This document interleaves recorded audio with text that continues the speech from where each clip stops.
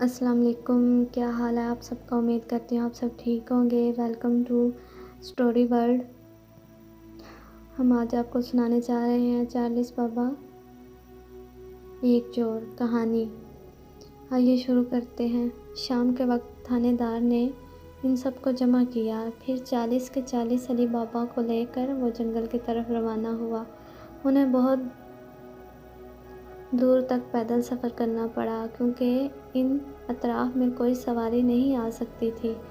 ہاں، گھوڑے یا گدھے ضرور لا سکتے تھے۔ علی بابا گدھوں پر سواری کو اپنی بے عزتی خیال کرتے تھے، گھوڑوں پر چڑھنے سے ڈرتے تھے، لہٰذا انہیں پیدل ہی آنا پڑا۔ یہ ایک پہاڑی علاقہ تھا، وہ پتھریلی زمین سے چلتے چلتے تھک گئے۔ پیدل چلنے کی انہیں بھلا کہاں عادت تھی؟ وہ تو کہیں جاتے ہی نہیں تھے، اپنے گھروں سے بھی باہر نکلتے نہیں تھے۔ زیادہ سے زیادہ ایک علی بابا سے دوسرے علی بابا کے گھر آتے تھے، بس ایک دوسرے سے مل لیتے تھے۔ ان کے پاؤں بری طرح دکھنے لگے، وہ برے برے منہ بنانے لگے۔ آخر پہلے علی بابا نے کہا، بس بھائی تھانے دار، اب اور نہیں چلا جاتا۔ اس سے تو بہتر تھا ہم گدھوں پر آ جاتے، لیکن ابھی تو بہت فاصلہ باقی ہے۔ کیا خیال ہے؟ پھر کیوں نہ کل گدھوں پر بیٹھ کر آ جائیں؟ ہاں، یہ ٹھیک ہے۔ وہ سب وہیں سے واپس لوٹ گئے۔ دوسرے دن نامی علی بابا کی تجوری کا صفایا ہو گیا، لیکن اب انہیں بھلا کہاں فکر تھی؟ وہ جانتے تھے وہ چور کے ٹھکانے پر پہنچ جائیں گے اور اپنی دولت حاصل کر لیں گے۔ اگلے دن 41 گدھوں کا انتظام کیا گیا، وہ ان پر سوار ہوئے اور اس کی سمت روانہ ہو گئے۔ لوگ انہیں دیکھ کر، گدھوں کے اس جلوس کو دیکھ کر بہت ہنسے۔ انہیں بہت شرم آئی، لیکن وہ اور کر بھی کیا سکتے تھے؟ اپنی دولت اس غار میں چور کے لیے تو نہیں چھوڑ سکتے تھے۔ آخر جب گدھوں کا جلوس شہر سے باہر نکلا تو لوگوں نے مذاق سے ان کی جان چھوٹی۔ ان کا سفر جاری رہا، یہاں تک کہ وہ ایک غار کے دہانے تک پہنچ گئے۔ یہی وہ غار ہے جس میں چور نے آپ کی دولت جمع کر رکھی ہے۔ اوہ! ان کے منہ سے ایک ساتھ نکلا، اب ہم اندر داخل ہوں گے۔ چور اس وقت غار کے اندر نہیں ہوگا، ہم ساری دولت سمیٹ کر یہاں سے رفو چکر ہو جائیں گے۔ لیکن تھانے دار صاحب، یہ تو اس مسئلے کا حل نہیں ہے۔ جب تک ہم اس چور کو نہیں پکڑیں گے، اسے موت کے گھاٹ نہیں اتاریں گے، اس وقت تک وہ ہمیں کہاں چین لینے دے گا؟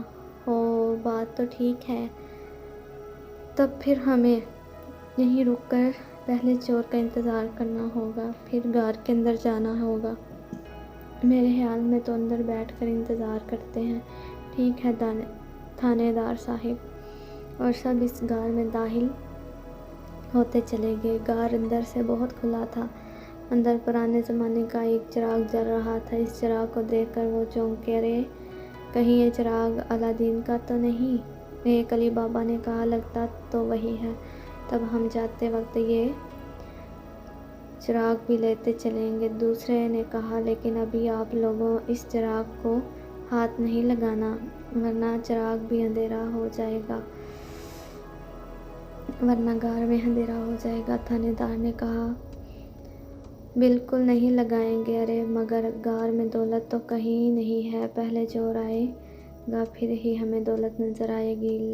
کیوں؟ کیا وہ دولت کو سلیمانی ٹوپی اوڑھی رکھتا ہے؟ ایک علی بابا نے گھبرا کر کہا، نہیں، اس غار میں کوئی خفیہ جگہ ہے جن کے کھلنے کا طریقہ اس چور کو معلوم ہے، اسے کھولنے کا طریقہ اس چور کو معلوم ہے، جیسے کھل جائے سم سم۔ نہیں سنا آپ نے؟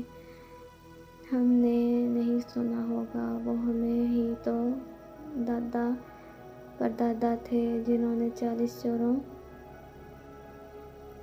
چوروں سے یہ دولت لوٹی تھی۔ کھل جائے سم سم کہہ کر غار میں داخل ہوتے گئے اور گدھوں پر دولت رکھتے گئے اور گھر لے جاتے گئے، یہاں تک کہ تمام دولت انہوں نے اپنے محل میں جمع کر لی، اور آج تک ہم اس دولت پر عیش کر رہے ہیں۔ ہاں، یہ ٹھیک ہے۔ تو آپ تو کہانی زبانی یاد ہے؟ بالکل وہ ایک ساتھ بولے، چور اب تک نہیں آیا، وہ ذرا باہر نکل کر اس کو دیکھ کر آؤں، اور اگر آپ کہیں تو اچھی بات ہے، لیکن بہت دور سے نکل جائے گا، ورنہ ہمیں ڈر لگنے لگے گا۔ آپ فکر نہ کریں، تھانے دار صاحب غار سے باہر نکل گیا اور پھر غار کا منہ بند ہوتا نظر آیا۔ ایک پتھر سرکا کر غار کے منہ کے آگے آ گرا۔ ارے یہ کیا ہوا؟ وہ چلایا اور غار کے منہ کی طرف دوڑ پڑا، لیکن باہر سے تھانے دار کی کوئی آواز سنائی نہ دی۔ بھائی تھانے دار صاحب، یہ کیا؟ آپ نے غار کا منہ کیوں بند کر دیا؟ خدا کے لیے اسے کھولیے، ہمارے جانور رک رہے ہیں یہاں۔ تھانے دار کی طرف سے کوئی جواب نہ آیا۔ وہ چیخ کر تھک گئے۔ اب کیا کریں؟ یہ ہمیں دھوکہ دے گیا، اب یہ ہماری بستی میں جا کر باقی تجوریوں سے مال ہڑپ کر لے گا۔ اس سے یوں اگر ایک چور یہ کام کر سکتا ہے تو وہ کیوں نہیں کر سکتا؟ وہ تو چور سے بھی زیادہ آسانی سے کام کر سکتا ہے۔ ہاں، لیکن ہم کیا کریں؟